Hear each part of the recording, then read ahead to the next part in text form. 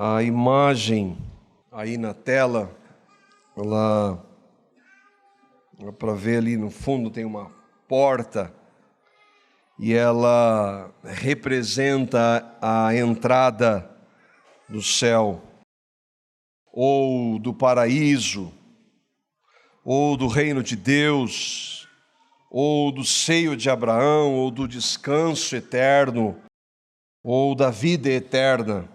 São expressões que a Bíblia se utiliza para a realidade que haverá para aqueles que estarão com Ele, Deus, após a morte.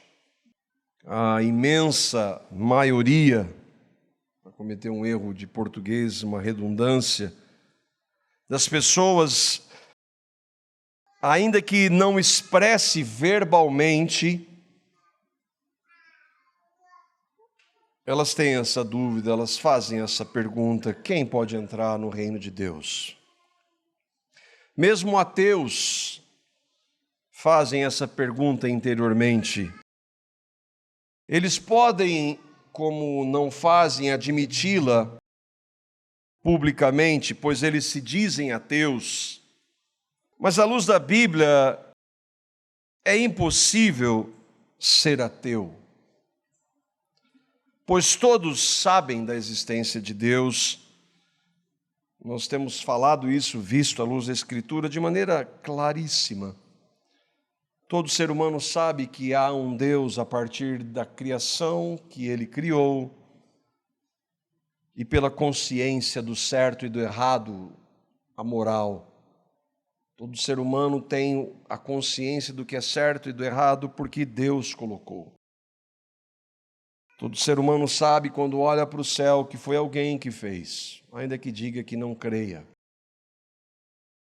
Além disso, todos sabem também que existe uma realidade após a morte. Também porque Deus colocou essa realidade em todo ser humano que já existiu. Onde está isso? Eclesiastes, capítulo 3, versículo 11. De onde você está tirando essa afirmação de que todo mundo sabe da eternidade? Diz assim a Bíblia, que é a palavra de Deus, inerrante, inspirada por Deus, diz: tudo fez Deus formoso no seu devido tempo. Também Deus pôs a eternidade no coração do homem, sem que este possa descobrir as obras que Deus fez desde o princípio até o fim. Todo ser humano sabe que quando terminar essa vida, a nossa existência não termina. Com base no quê? Deus colocou a eternidade no coração. Quando a palavra fala de coração, falando do ser do homem, o que ele é em essência. O homem sabe que nós não deixamos de existir quando morremos. Foi Deus quem fez isso. Portanto, todo ser humano sabe que a criação é de Deus, Romanos 1, 20 e 21. Tem consciência do certo e do errado, Romanos 2, 12 e 16. E o senso de eternidade, ou da existência para sempre, em Eclesiastes 3:11. O Criador do homem, o Deus da Bíblia, o único Deus, colocou isso em nós. Não adianta negar. Não adianta lutar contra essas realidades. Estas são razões pelas quais o homem pergunta, então: quem pode entrar no reino de Deus? Quem vai para o céu? Quem vai entrar na vida eterna? Porque eu sei que há um Criador, eu sei que há certo e errado porque eu faço isso, e eu sei que quando eu morrer eu vou estar diante de Deus. Como eu posso entrar no reino de Deus? No Novo Testamento, essa pergunta é feita algumas vezes. A primeira vez ela é feita por um religioso. Lucas, capítulo 10, versículo 25. Um conhecedor da lei, e a lei aqui ela representa o Pentateuco, ou por assim dizer, todo o Velho, o Antigo Testamento. Aquele homem conhecia todo o Antigo Testamento, a palavra de Deus. E ele vai perguntar para Jesus. E aí diz o texto: eis que certo homem, intérprete da lei, se levantou com o intuito de pôr Jesus à prova e disse-lhe: mestre, que farei para herdar a vida eterna? Em uma outra oportunidade, um jovem rico faz essa pergunta, Marcos capítulo 10, versículo 17. Nós vimos um religioso, vemos agora um jovem rico perguntando para Jesus.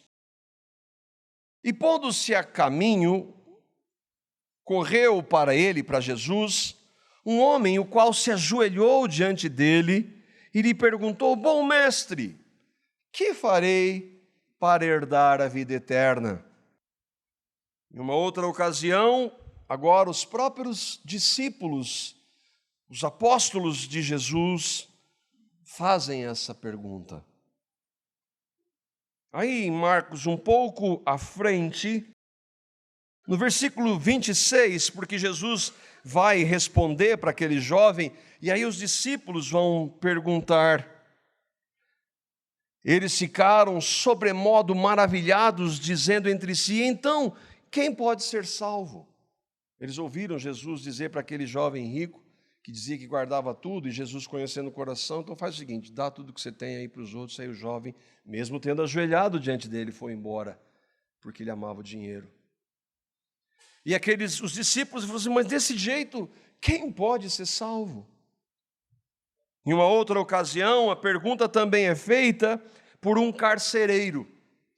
Naquele momento, Paulo e Silas, eles estavam pregando o evangelho, foram açoitados e presos, e Deus faz um milagre para libertar Paulo e Silas, e o carcereiro que tinha que cuidar daqueles homens faz aquela pergunta, Atos capítulo 16, verso 30.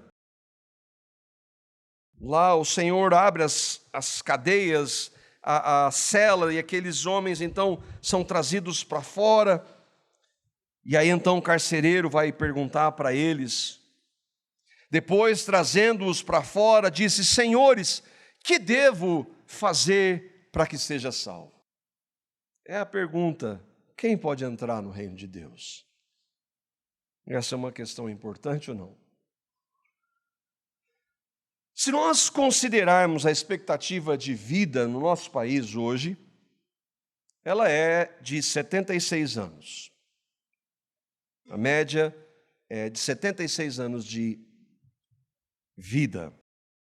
Nós vamos admitir que nós aqui alcançássemos mais 90 anos, seria bastante. Até que nós teríamos vivido bastante tempo. Mas se comparássemos esses 90 anos com algo um pouco maior, por exemplo, com o tempo de existência do homem civilizado, que para mim é o início da Escritura, mas que tem aí 10 mil anos mais ou menos. Nós temos 10 mil anos de civilização. Se nós compararmos 90 anos com 10 mil, já não é tanto. Isso fiz um cálculo aqui muito preciso, 0,9%. Então, 90 anos é bastante, mas perto de 10 mil já não é nada. Mas vamos esticar um pouco, perto de 1 milhão de anos.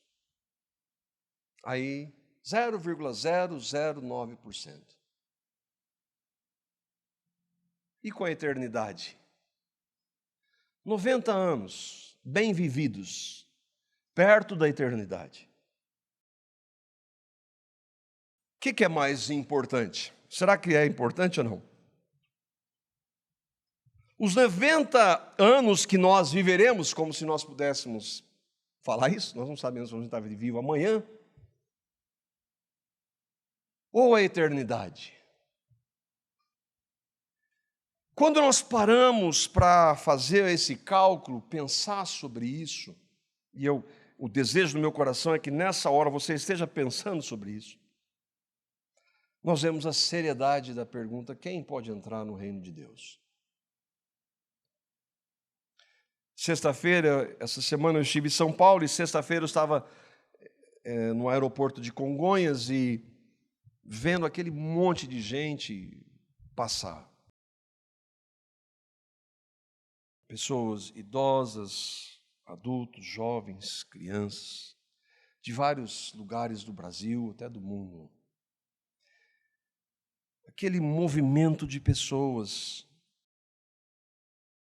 E eu ficava pensando, quantas vezes essas pessoas pensaram sobre isso? Quem pode entrar no reino de Deus é a pergunta mais importante da nossa vida.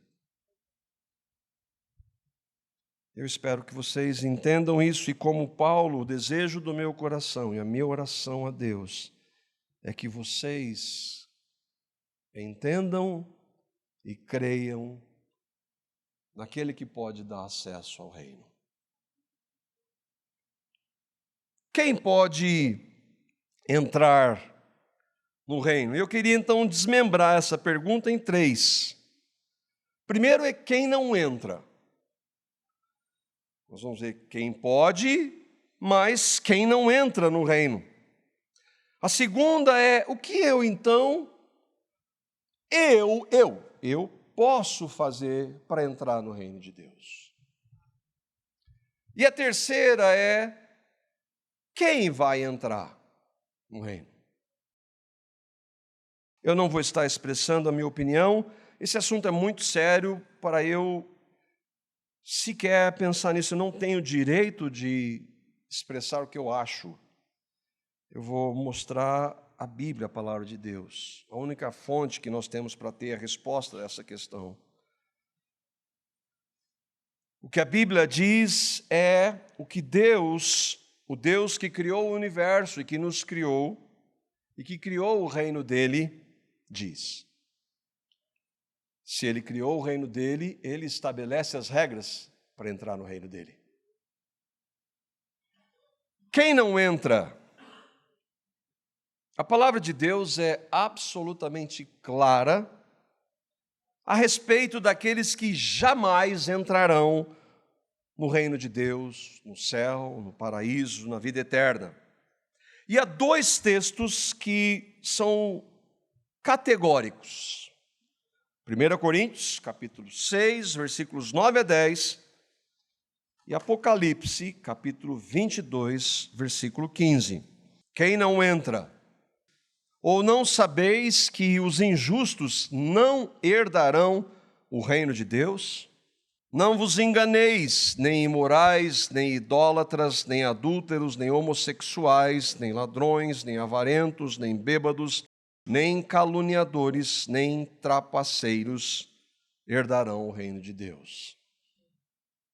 Apocalipse 22, 15 é uma lista que complementa a outras, mas essas 2 são suficientes. Fora do reino de Deus, ficam os cães, os feiticeiros, os impuros, os assassinos, os idólatras e todo aquele que ama e pratica a mentira. Os cães aqui não são os cachorros. Cão é uma expressão de pessoas que vivem em práticas abomináveis diante de Deus. Nós sabemos que essas práticas aqui, elas são um modus operandi do mundo. O mundo vive assim. Nós sabemos que a mídia, e cada vez mais, ela divulga boa parte dessas práticas como sendo perfeitamente naturais. Nós sabemos que hoje falsas igrejas, falsos pastores, falsos líderes religiosos defendem que nós temos que rever essas listas. Algumas dessas práticas devem ser revistas.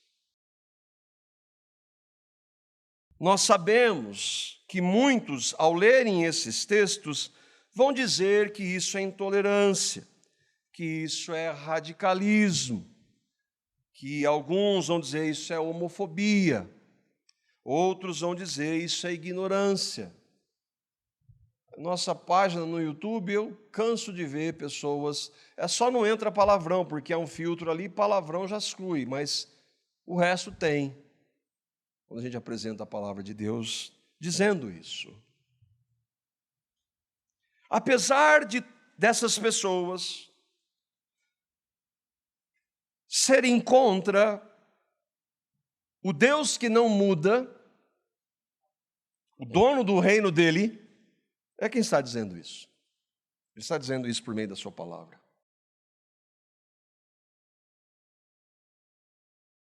E aí é importante que eu e vocês entendamos, deixando esse grupo que rejeita a palavra de Deus, eu e vocês entendamos quando nós passamos rapidamente por estes pecados. Eu e vocês fazemos isso. Você pode não ser um assassino, nunca ter matado alguém, nunca ter roubado, nunca ter adulterado fisicamente, você sempre foi fiel no seu casamento. Você pode nunca ter tido uma relação homossexual, um interesse homossexual. Pode nunca ter sido um feiticeiro.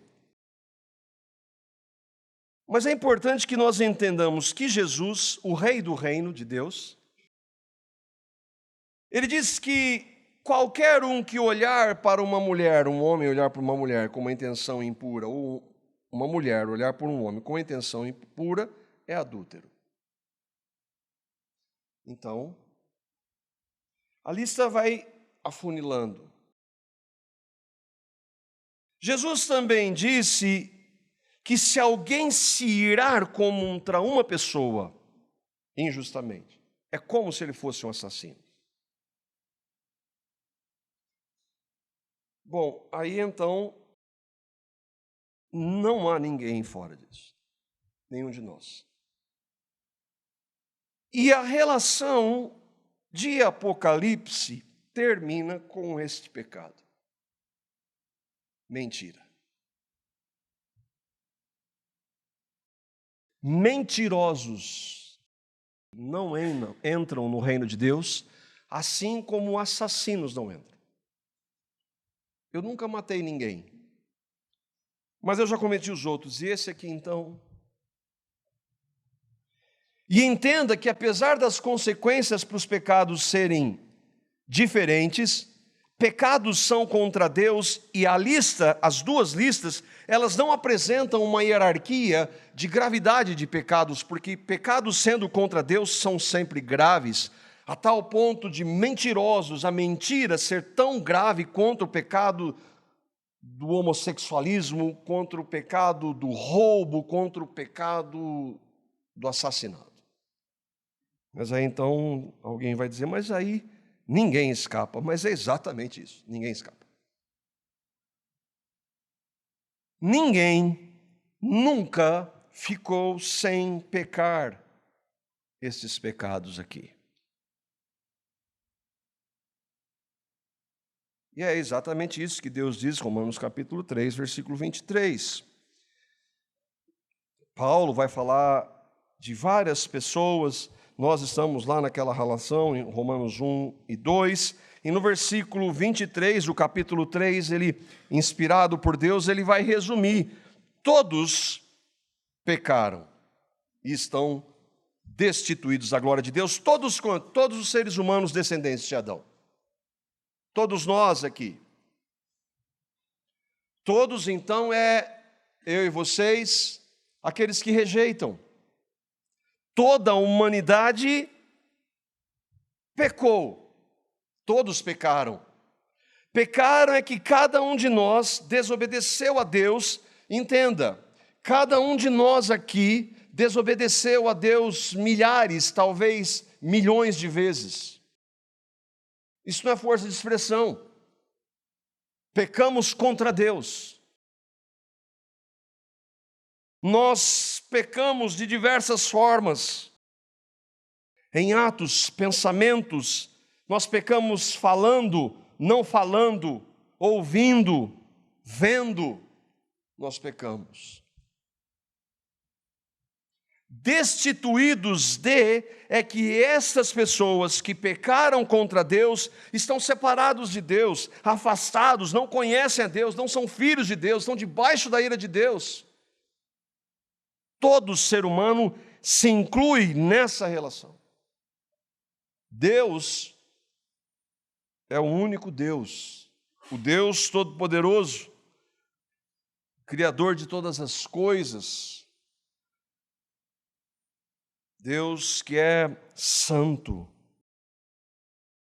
que jamais pecou, que teve qualquer relação com o pecado, que é tão puro de olhos que não pode ver o mal, nem tolerar a maldade. Um pecado contra Deus bastaria. Mas qual é o nível de pecado que todos pecaram? Pouquinho antes, aí em Romanos capítulo 3, Paulo vai dar então uma descrição mais detalhada do que nós somos. Versículos 10 a 18, Romanos 3, 10, 18. Ele diz que todos pecaram, né? E aí ele afirma, como está escrito, e veja aí quantas vezes essa palavra nenhum, nenhum só, ninguém aparece. Não há nenhum justo. Ninguém que faça o que é certo, nenhum sequer. Não há ninguém que entenda, ninguém que busque a Deus. Todos se desviaram, tornaram-se juntamente inúteis. Não há ninguém que faça o bem, não há nenhum sequer. As suas gargantas são túmulo aberto, com suas línguas enganam, veneno de víboras está em seus lábios, suas bocas são cheias de maldição e amargura, seus pés ágeis para derramar sangue, ruína e desgraça marcam seus caminhos, não conhecem o caminho da paz, aos seus olhos é inútil temer a Deus. Esse é o homem em seu estado natural. É por isso que nós cometemos os pecados que cometemos. Essa é uma descrição de quem nós somos. É a minha realidade, é a sua. E diante desse retrato perturbador, para alguns, quando movidos pelo Espírito, porque é inacreditável, mas quando eu falo que é inacreditável, isso para mim não fazia a menor diferença quando eu vi, até que o Espírito Santo me mostrou quem eu era. A maioria das pessoas ouve isso e não está nem aí. Mas para aqueles que às vezes são movidos, a reação é, bom, o que eu posso fazer então? Porque se eu não posso entrar no reino de Deus por ser tudo isso aí, pecador, o que eu faço agora? E aqui entram todas as religiões e propostas religiosas do mundo, de todas as épocas, em toda a história, que não têm como base o Evangelho. O que a religião propõe sem Cristo?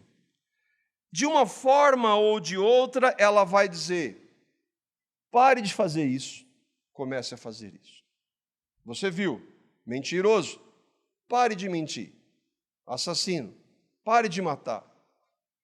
Adulterar, pare de adulterar. Pare de fazer isso, pare de fazer aquilo. Comece a fazer isso, comece a fazer aquilo. Reze, ore, medite, jejue, se flagele, se ajoelhe diante daquela imagem, se isole, participe daquele grupo, fale com aquele líder, obedeça essas regras, esse manual, esse livro. A religião vai dizer, faça alguma coisa. Alguns em suas religiões, eles até conseguem parar com algum pecado por algum tempo.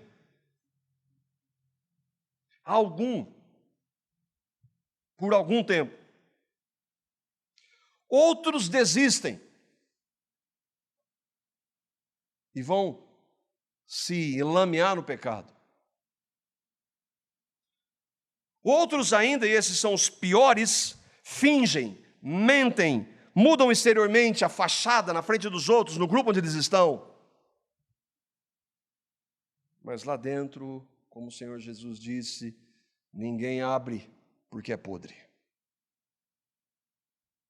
Mas é importante que nós entendamos, ninguém, nenhum sequer, consegue parar de pecar, consegue mudar de verdade, consegue anular tudo o que já fez. A palavra de Deus é clara e esse texto é fantástico.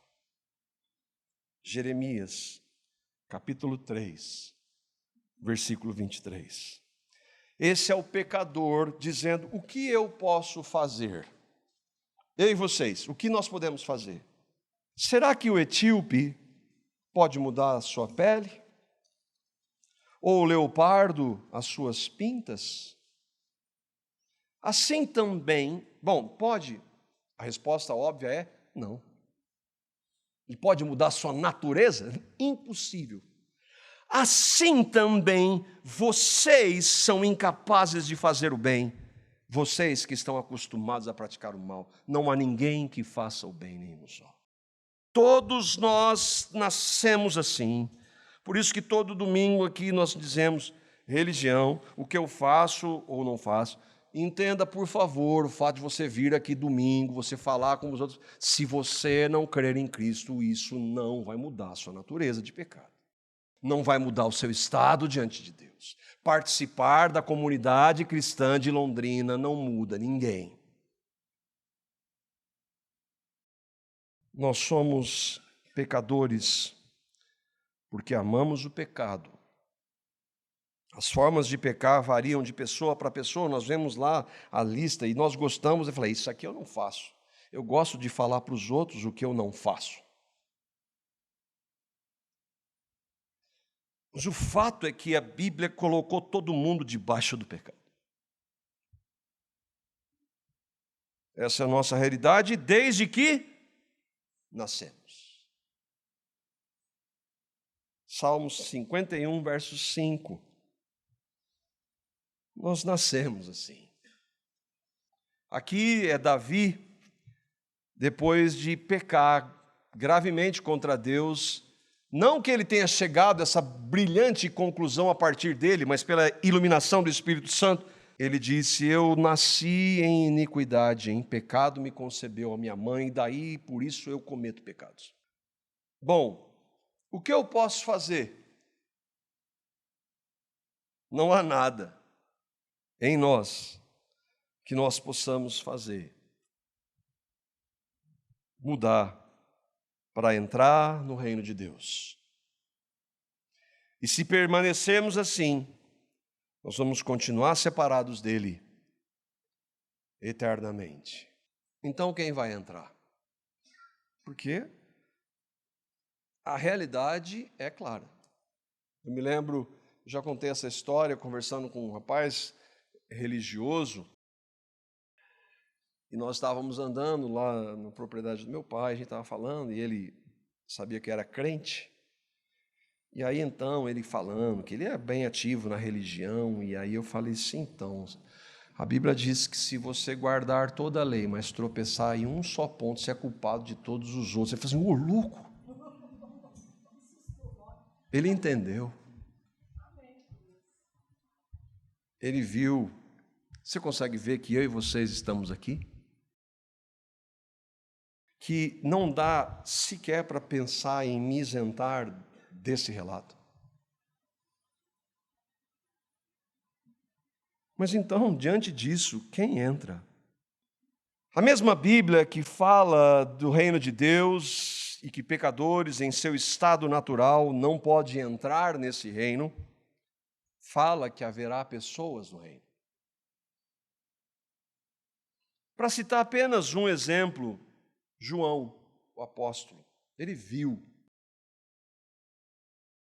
João está lá em Apocalipse, preso por amor a Cristo. O Senhor aparece e mostra a ele uma visão do futuro, coisas fantásticas. Em Apocalipse, capítulo 7, versículo 9, ele vê algo. E a gente olha para esse texto diante da realidade da humanidade e vê que, mesmo assim, vai haver bastante gente no reino de Deus. Apocalipse, capítulo 7, verso 9, João está vendo algo que está ainda no futuro. Ele diz: depois dessas coisas, de várias que o Senhor foi revelando para ele, vi e eis grande multidão que ninguém podia enumerar, de todas as nações, tribos, povos e línguas, em pé diante do trono e diante do Cordeiro, vestidos de vestiduras brancas, com palmas nas mãos. Grande multidão que ninguém podia contar. Eu acho que dá para entender que significa bastante gente. Muita gente. De todas as nações, tribos e povos e línguas, significa pessoas de todos os lugares do mundo, de todas as nacionalidades. E é claro que, por inferência, em todas as épocas. Em pé, com palmas nas mãos, significa que eles estavam vivas e alegres, sim ou não? As palmas eram, não as palmas, mas as palmeiras. Lembra quando aquilo, João traz, ele lembra pelo Espírito aquela realidade, quando Jesus está entrando, o que eles têm em suas mãos? Aquelas pessoas estão diante de um trono, diante do Cordeiro, louvando a Ele. Diante do trono, diante do Cordeiro, mostra primeiro que há um trono. Se há um trono, há um reino. Mostra que esse trono está no céu, então esse é o reino de Deus. O trono do reino de Deus. Ali há pessoas com palmas, gente de tudo quanto é lugar, de toda a história. Mas e essas vestes brancas aqui? E esse cordeiro? Essa mesma palavra de Deus fala muitas vezes desse cordeiro. E ele não é aqui o animal no Antigo Testamento, que se você sabe um pouquinho da Bíblia, você vai ver que no Antigo Testamento havia sacrifícios de animais para o quê? Para os pecados do povo. E eram feitos muitos sacrifícios. Dentre esses havia o sacrifício de um cordeiro. E aí, o que era essa figura? Eu sou muito pecador e Deus não pode me aceitar no meu estado, então eu pego uma criatura inocente e a sacrifico por mim. O cordeiro, o animal, mas nesse trono aqui não é um cordeiro animal. O mesmo João que escreve o Apocalipse, ele vai dizer quem é ele. João, Evangelho de João, capítulo 1, verso 29. João está escrevendo, narrando o que João Batista diz, quem é o cordeiro. João 1, 29 diz: no dia seguinte, João viu a Jesus, que vinha caminhando em sua direção e disse: eis o Cordeiro de Deus que tira o pecado do mundo. Pecadores não podem, como eu e como vocês e como a humanidade, não podem se apresentar diante de Deus, não podem mudar o seu estado, mas há um Cordeiro que tem o poder de tirar os pecados de pecadores. Vocês lembram lá, quando os discípulos viram Jesus falando para o jovem rico, e eles fizeram aquela pergunta: então quem pode ser salvo diante disso aí, Senhor? Eles estavam falando entre eles, o Senhor conhece o coração, né? Você vê lá a passagem que eles estavam conversando entre eles ali, mas eles estão conversando entre eles e tem alguém perto, Deus. Eles disseram isso no versículo 26 de Marcos 10. Eles sabiam que eram pecadores. Eles sabiam que a sua religiosidade judaica não podia mudá-los. Eles sabiam que Deus é santo, não tolera o pecado, exige obediência à lei, e eles não faziam nada disso. Eles sabiam que não poderiam se salvar. Mas aí Jesus disse para eles, ouvindo lá, mas quem vai se salvar diante disso? E o versículo 27, Jesus vai responder. Jesus, porém, fitando nele os olhos, disse, para os homens é impossível, contudo não para Deus, porque para Deus tudo é possível. Eu posso salvar, Jesus estava dizendo. Jesus resume, para o homem é impossível ele se salvar. Você entende que quando nós criticamos religiões, é mostrando que nós não podemos mudar quem nós somos. Mesmo religiões que se utilizem do nome de Jesus para anunciar a sua própria justiça, os seus feitos. Mas Deus, e só Ele,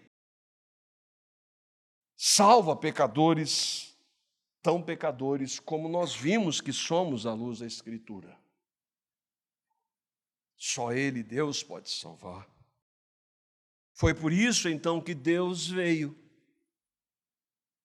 Deus veio na pessoa do seu Filho Jesus. Deus se fez homem. Como Ele salva? Lembra, João Batista diz, eis o Cordeiro de Deus que tira o pecado do mundo. Ele está falando ali que esse Cordeiro que era sacrificado animal, é o Cordeiro que precisava ser sacrificado por pecadores, para salvar pecadores. Ele precisava morrer por pecadores. Imagina isso. Aliás, não dá para imaginar. Ele lembra daqueles sacrifícios de animais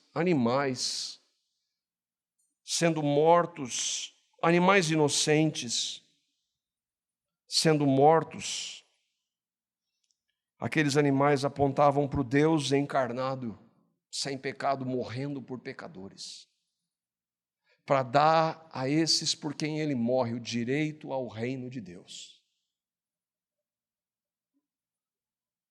Jesus então vai dizer como ele salvaria pecadores. O que ele faria para salvar pecadores? João capítulo 12, versos 32 a 33. João 12, 32 a 33, Jesus está dizendo ali o que ele faria para salvar pecadores. E eu, Jesus, quando for levantado da terra, atrairei todos a mim mesmo. Mas do que ele está falando? Versículo 33, isso dizia, significando que gênero, tipo de morte ele haveria de morrer, morte sacrificial de cruz. Há 2000 anos, uma cruz foi levantada. Nela estava Jesus, Deus Filho, sem jamais ter cometido um único pecado, que não precisava fazer aquilo. Nela ele derramou o seu sangue para perdoar pecadores como nós. Nela ele morre por pecadores para, então, como nós cantamos, riscar o escrito de dívida que havia contra nós. Nela ele nos leva em seu corpo a morrer. Em seu corpo crucificado, ele crucificou os pecadores que nele creem. Nós, nem na eternidade, nós que cremos, jamais vamos compreender o amor de Deus, a sua graça, a sua misericórdia. Jamais. Mas o pouco que nós podemos, à luz da palavra, deve nos levar a louvar o Senhor por o seu grande amor com que nos amou. Ele provou o seu amor por nós quando nós éramos ainda pecadores e deu o seu Filho por nós. 3 dias depois, Jesus ressuscita dos mortos para não somente perdoá-los, justificá-los e dar a eles uma nova vida. Os que foram regenerados e então creram em Cristo, se arrependeram de seus inúmeros pecados, receberam por amor e de graça o perdão de todos eles, todos eles. Lembra das vestes brancas, lavados no sangue do Cordeiro. Pecadores diante de Deus, purificados por Cristo, lavados no sangue de Cristo. Isso é demais para nós. Todos os que recebem a Cristo pela fé, sejam assassinos, homossexuais, ladrões, mentirosos, religiosos, que recebem a Cristo, são lavados e perdoados em seu sangue. Quem vai entrar no reino de Deus? Todos aqueles que creram em Cristo. Você creu em Cristo. Não é você que participa da religião evangélica. Você creu em Cristo.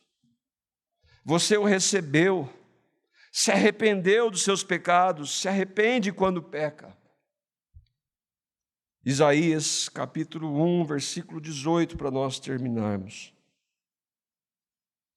Aqueles que foram lavados no sangue de Jesus, por mais pecadores que tenham sido, onde abundou o pecado, superabundou a graça. Deus está dizendo isso para nós, por meio de Isaías: venham, vamos refletir juntos, diz o Senhor. Embora os seus pecados sejam vermelhos como a escarlate, eles se tornarão brancos como a neve. Embora sejam rubros como a púrpura, como a lã, se tornarão pelos méritos de Cristo. Isso acontece com todos aqueles que creem no Evangelho da graça de Deus. E agora, aqueles que creem em Cristo, têm Cristo habitando neles, e esse Cristo habitando em nós muda a nossa vida, muda as nossas práticas, muda a nossa vontade, muda a nossa propensão, os nossos desejos, o nosso caráter. A minha oração é que cada um de vocês creia em Cristo. A minha oração a Deus é que vocês sejam salvos. Que Ele faça isso para a sua glória.